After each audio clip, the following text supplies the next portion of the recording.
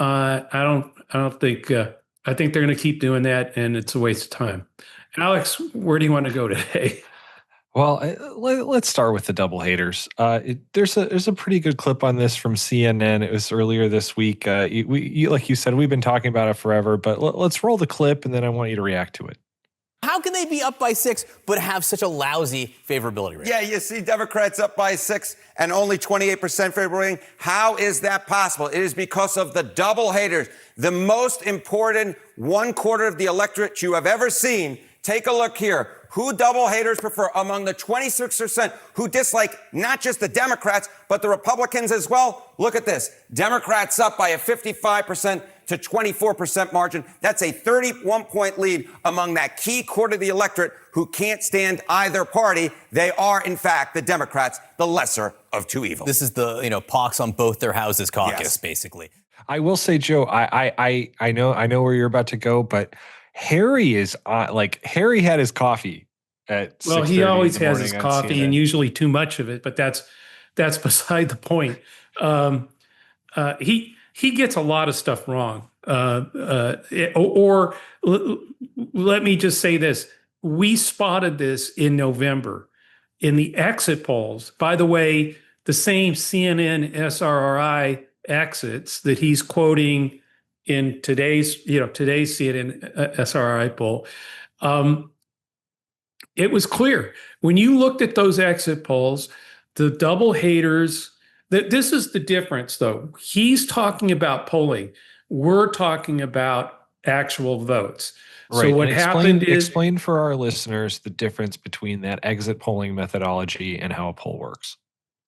Well, the exit poll is people who are coming out of the polling place. There's somebody there, gives them a questionnaire, asks them to fill it out confidentially. They do on how they voted and why. And what was interesting in November, and you kind of had to be, you could be a blind squirrel and still see it if somebody would, walk you through the numbers, and we did.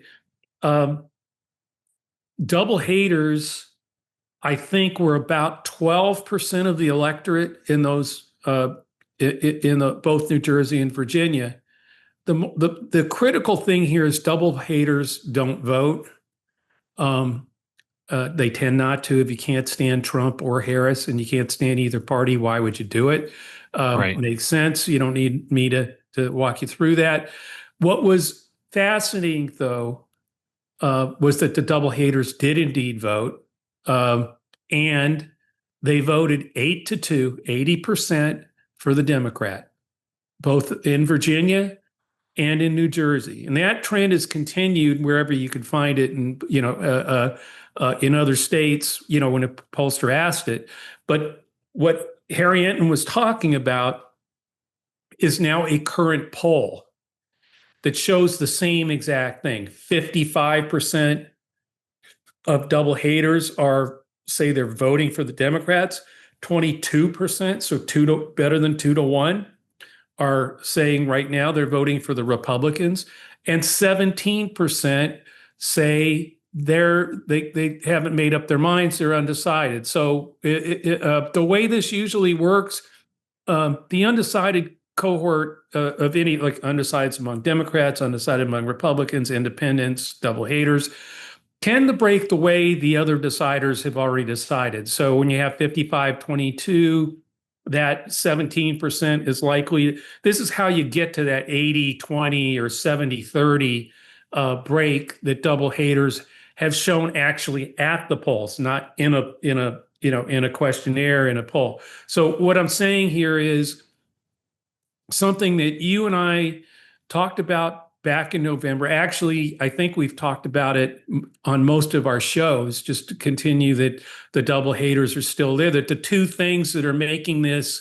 a wipeout, not a blue wave, but a change wave, a wave of change, is that independents have gone completely just rebelled and pushed away from MAGA and Trump.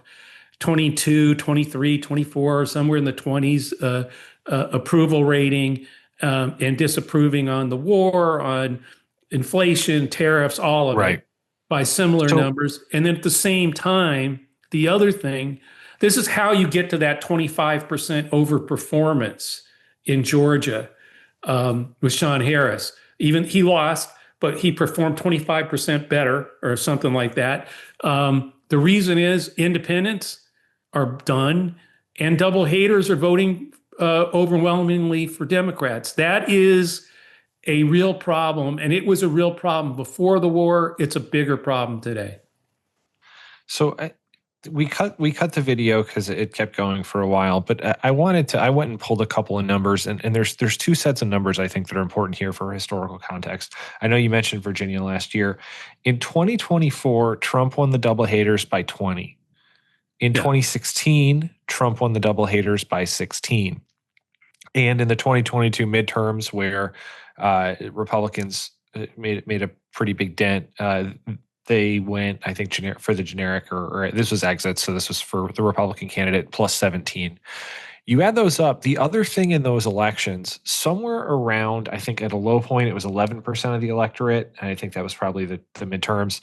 But if you look at in the two presidentials, the double haters were around like 15 to 18 to 19% of the electorate.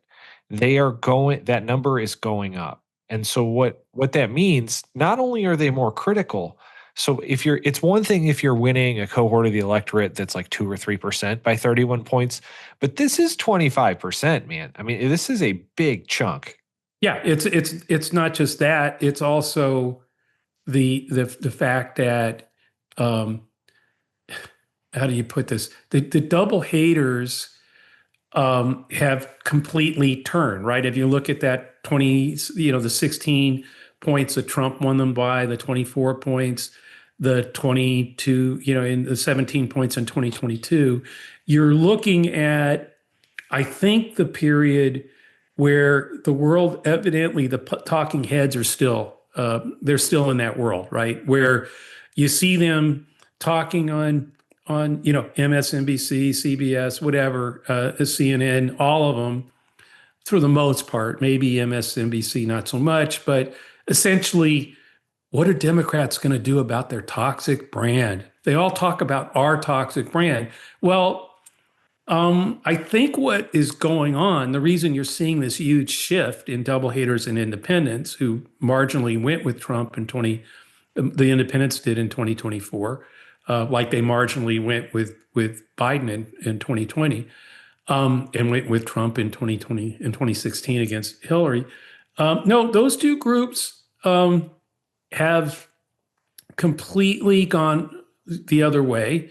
And what that means is, it would be interesting to see somebody on these shows after Harry did his thing, talking about something that's become more toxic than however toxic you think the Democratic brand is.